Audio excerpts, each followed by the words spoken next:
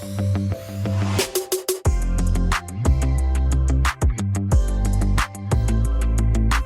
guys, it's Megan, and today I'm back with another Create This Book video. For those of you who are newer to my channel, I started this series way back in 2019. I stopped it for a while, but then I brought it back this past May. And you know what? That video actually didn't do too bad. So I was thinking, you know what? I don't have that many more pages. Maybe I should just bring this series back. If you like this series, make sure to give this video a thumbs up, subscribe, comment, all that fun stuff. And who knows, maybe I'll actually finish something for once in my life. So the first page that I decided to fill out this week says create textures. Fill this page with a variety of different textures. Visual or physical textures apply. Honestly, I didn't have this one super planned out or anything.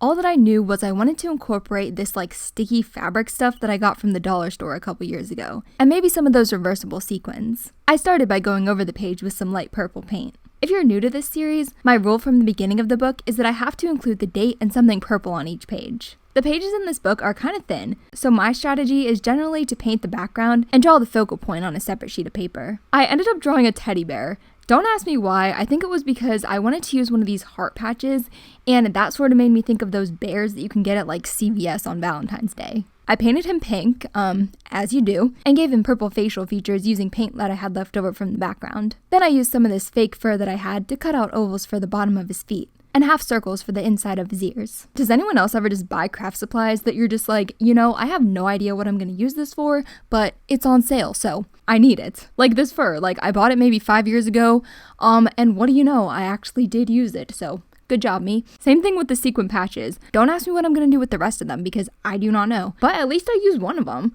Of course, since this is a 2-page spread, I decided that my bear needed a friend, so I drew a second one. This time I painted him brown and gave him black facial features. This bear's not holding a heart because this book is getting thick enough as it is. If you missed my last video, well, I essentially have 2 books now, but I did add some of this zebra fur to the inside of his feet and in his ears. I cut both of the bears out, but then I decided that the background was missing something. So to add even more texture, I crumpled up some aluminum foil, dipped it in paint, and sort of stamped that all over the page. I glued on the bears, added the date to follow my rule, and here's how the finished page turned out. You know what? I actually kind of love this.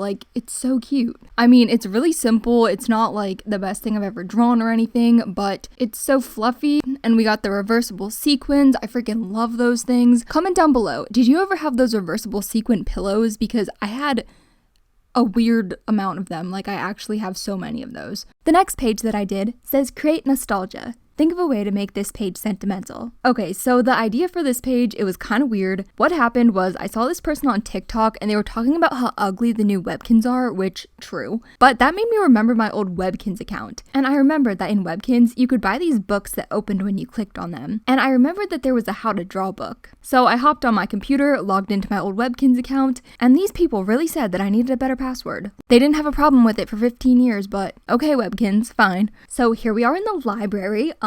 My cat Princess is just chilling in her hover round because, she's old, she's tired, same. I always thought this was so cool though because you just click on the book and it tells you how to draw a bunch of different Webkins.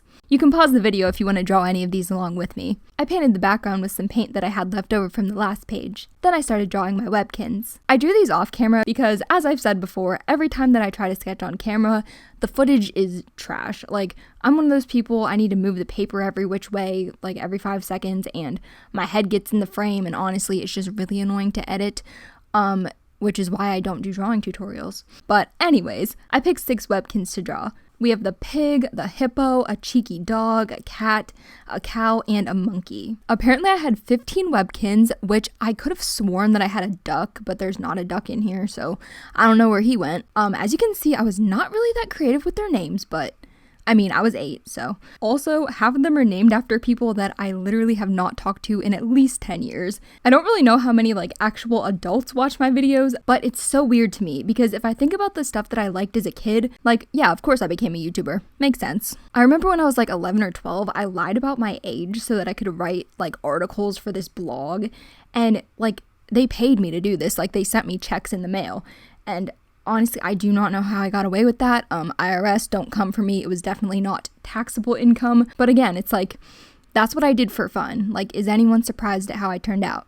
No. I ended up using paint for this because matte acrylic paint is one of the few supplies that won't make the pages stick together, or rub off onto the other page, or bleed through. That's the only thing with these prompt books. You'll need to figure out what supplies work the best for you. But once I finished coloring my Webkinz, I cut them out, glued them onto the page, and added the date to follow my rule. And here's how the finished page turned out. Honestly, I don't love this page. I mean, I don't hate it, like it's cute, but I don't know, I just feel like I could have done something different with it. Comment down below, did you used to play Webkinz? And if not, did you have a favorite online game growing up? The third page that I did this week says create a page of emotion. Write about, draw, or attach pictures of at least 3 different emotions here. This was another one of those situations where I was kind of just flipping through the book and doing the first idea that came to mind. Honestly, that's probably how I'll fill out the rest of this book, because I definitely tend to overthink these a little bit. So this one is kind of weird. If you watched my Q&A video, I said in that video that I had been sick.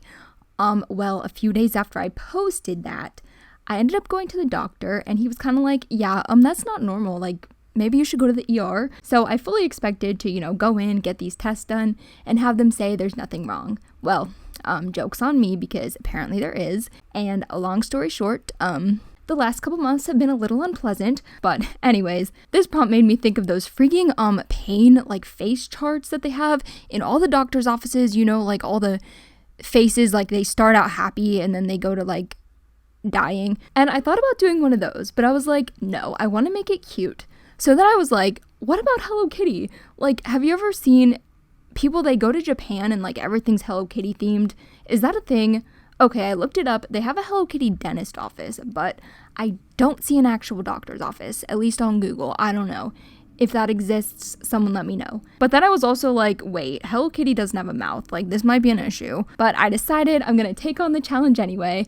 And I'm not too sure if this works as one of those pain charts, but like, I feel like you can at least tell that her emotions get progressively worse. Now that I think about it, I'm pretty sure there was a Hello Kitty like cartoon, and I think she had a mouth in that. Anyways, I've said this forever and it's still true, but if I ever get my own house, I freaking want a pink Hello Kitty themed kitchen. And I literally started making a wish list on Amazon. I'll link it below. Do you know how many Hello Kitty kitchen appliances there are? I mean, I knew about the toaster, but there is so much stuff. And before anyone says, oh, but what if you get a husband? Like, he's not gonna want a pink kitchen. Besties, I want an apartment, not a husband. I guess I could always make my car Hello Kitty themed. I already have like a Hello Kitty CD holder and like other little Hello Kitty things in it. Anyways, as always, I drew the Hello Kitties on a separate sheet of paper, cut them out, glued them down, and here's how the finished page turned out. Okay, so I totally forgot about the date/purple rule, but don't worry, I did end up adding it later. So that was everything for this video. Make sure to let me know which page was your favorite. I think my favorite was the first one. So thank you guys so much for watching. I hope you enjoyed this video. If you did, make sure to give it a thumbs up and subscribe for more videos just like this one. My merch, my website, and all my social media will be linked down below. I love you guys so much, and I will see you guys later. Bye!